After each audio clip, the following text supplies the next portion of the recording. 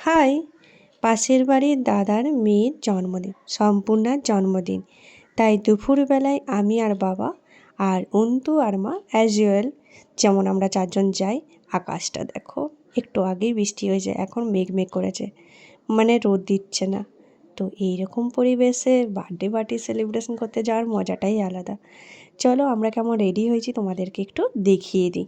এই বার্থডে পার্টিতে যাবার আগে আমি আর মা চলে গেছিলাম একটু বাজার করতে, কিছু তো একটা গিফট দিতেই হবে। আর আমি আর মা বাজার যাওয়ার পর এই জামাটা প্রথম দেখাতেই এত পছন্দ হয়ে গেছিলো যে আমরা এটা না কিনে আর পারলাম না। তো আমরা এই জামাটাই কিনে নিয়ে চলে এলাম। তোমাদের সাথে কথা বলতে বলতে বার্থডে পার্টিতে পৌঁছে গেছিলাম। আর গিয়েই দেখি প্রথমেই কী সুন্দর একটা ছবি এখানে দিয়েছে, দারুণ লাগছে তাই না? আজকে এই পুচকেটার জন্মদিন। গেটটা দেখো কি সুন্দরভাবে সাজিয়েছে না? চলো ভিতর দিকে ঢোকা যাক। আর ভিতরে ঢুকেই দেখি সামনেই ওর আরেকটা ছবি দিয়েছে, এই ছবিটাও খুব সুন্দর লাগছিল। তারপর আমরা একবারে পারফেক্ট টাইমে পৌঁছেছি, মানে যখন কেক কাটার অনুষ্ঠানটা শুরু হচ্ছে, একবারে পারফেক্ট টাইম। তো গেছি, কেক কাটা অনুষ্ঠানটাও দেখছিলাম দাঁড়িয়ে দাঁড়িয়ে, দারুণ লাগছিলো তাই না? আর ওরা চারজনই আজকে একই রকমের ড্রেস পরেছে, মানে কালারের, দারুণ লাগছিলো ওদের চারজনকেই। মানে প্রত্যেকটা জন্মদিনে মা ওকে হ্যাপি বার্থডে বলবে, আর ও মাকে দিয়ে বলাও করাবে, মানে জন্মদিন নেই সেই দিনগুলোও বলবে আমাকে হ্যাপি বার্থডে বলো। এইরকমই ওদের সম্পর্ক। আর ওর আর মায়ের সাথে দেখা হলেই ঝগড়া হবে, খুনসুটি। এটাকে ঝগড়া বলা যায় না, এটাকে খুনসুটি বলা হয়। আর দেখো কি সুন্দর লাগছে না, সবাই মিলে একসাথে আছে আর আমরা দাঁড়িয়ে দাঁড়িয়ে সব কিছু উপভোগ করছিলাম।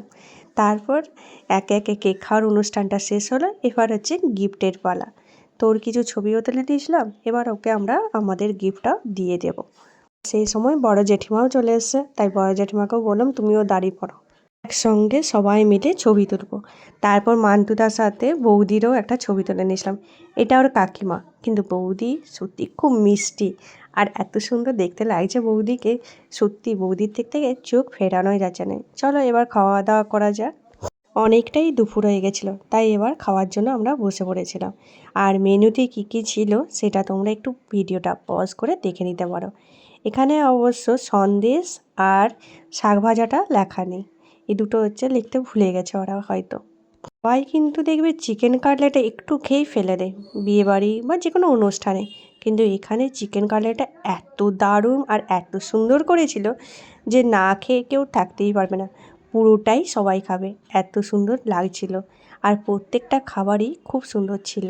পোলাও আর পনির বাটার মশলা, এই দুটো কম্বিনেশন এত সুন্দর লাগছিল, সত্যি বলছি দারুণ লাগছিল। আমি তো দুবার পোলাও খেয়েছি। তারপর ভাত আর পটল চিংড়ি, নামেই পটল চিংড়ি, আমার পাতে তো একটাও পটল পড়েনি আর আলুও পড়েনি, শুধু চিংড়িতেই ভর্তি ছিল।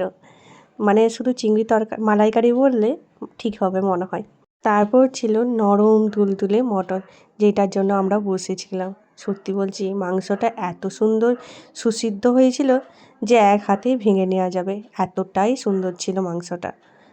তারপর শেষ পাতে চাটনি, মিষ্টি, পাঁপড়, মানে সবই একটু একটু টেস্ট করেছি। এবারে তো আমি সব খাবারই খেয়েছিলাম।